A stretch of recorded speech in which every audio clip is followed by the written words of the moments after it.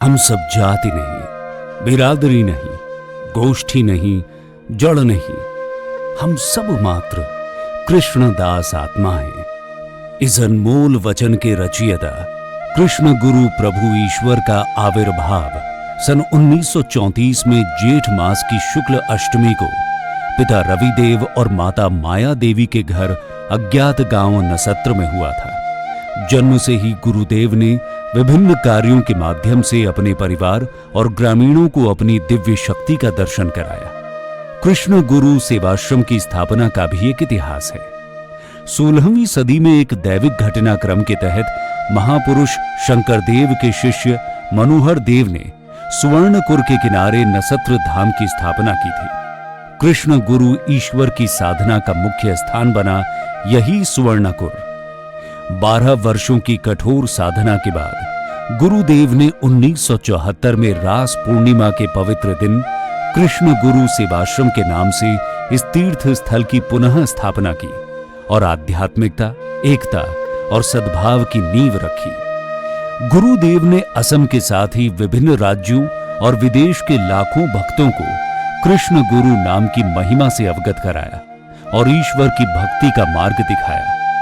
गुरुदेव ने सनातन धर्म के मार्गदर्शन से सच्चे मानव निर्माण के मार्ग को सुदृढ़ किया। गुरुदेव का महान उद्देश्य एकता, समानता, मित्रता, धैर्य, ज्ञान और करुणा के माध्यम से विश्व शांति स्थापित करना है।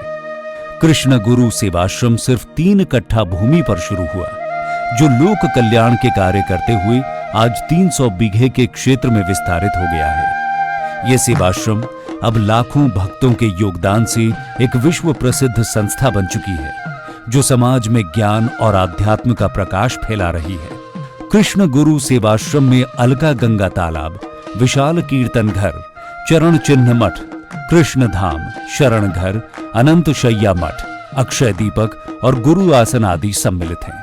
1974 में विश्व शांति के लिए 7 दिन कृष्ण गुरु एक नाम अखंड कीर्तन की शुरुआत की गई और 1988 में 1 महीना एक नाम कीर्तन का शुभारंभ किया गया। अब हर साल 7 दिन और हर 12 वर्षों में विश्व शांति के लिए कृष्ण गुरु एक नाम अखंड कीर्तन आयोजित किया जाता है, जिसमें देश विदेश से अनगिनत श्रद्धालु और भक्त समर्पण और सेवा की भावना से कीर्तन में शामिल होते हैं।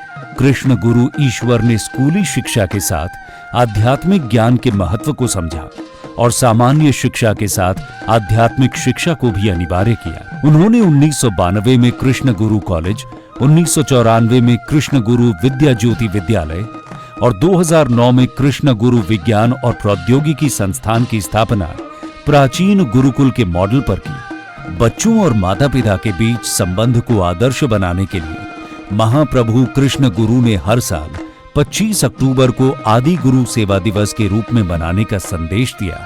कला, विज्ञान और वाणिज्य पाठ्यक्रम के साथ ही साथ कौशल विकास, अनुसंधान और व्यावहारिक शिक्षा को मिलाकर कृष्ण गुरु आध्यात्मिक विश्वविद्यालय की स्थापना की गई है। कृष्ण गुरु ईश्वर कहते हैं कि आध्यात्मिक ज्ञान व्यक्ति को संयमी और दीर्घायु बनाता है। आध्यात्मिक ज्ञान मनुष्य को एकात्म बोध कराता है।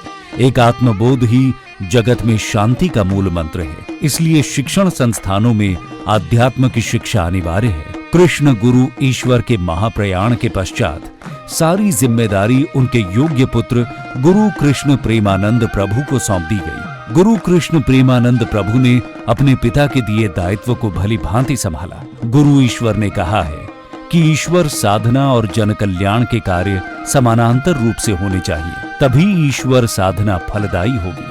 देश विदेश से अनगिनत लोग शांति की खोज में, मनोकामना पूर्ति की आस में आध्यात्म के प्रणेता कृष्ण गुरु सेवाश्रम में आते हैं। कृष्ण गुरु सेवाश्रम लाखों भक्तों की सेवा और आस्था का स्थान, भक्ति और शैक्षिक आंदोलन का ध्वजवाहक बन गया है। इस पवित्र स्थान से भक्त अपने हृदय में गुरुवाणी ले जाते हैं। हमारे माननीय प्रधानमंत्री नरेंद्र मोदी जी के नेतृत्व में आज जब पूरा देश अपनी समृद्ध विरासत पर गर्व के पंच प्राण के साथ आजादी के अमृत काल में आगे बढ़ रहा है, कृष्ण गुरु प्रभु ईश्वर का विराट संदेश हम सभी को निरंतर ऊर्जा देता है। कृष्ण गुरु के कार्य और विचार हमें प्रेरक प्रकाश पुंज की तरह दिशा दिखाते हैं, जिनमें सबके कल्याण और उत्थान का भाव समाहित है। जय कृष्ण गुरु, जय कृष्ण गुरु, जय कृष्ण गुरु।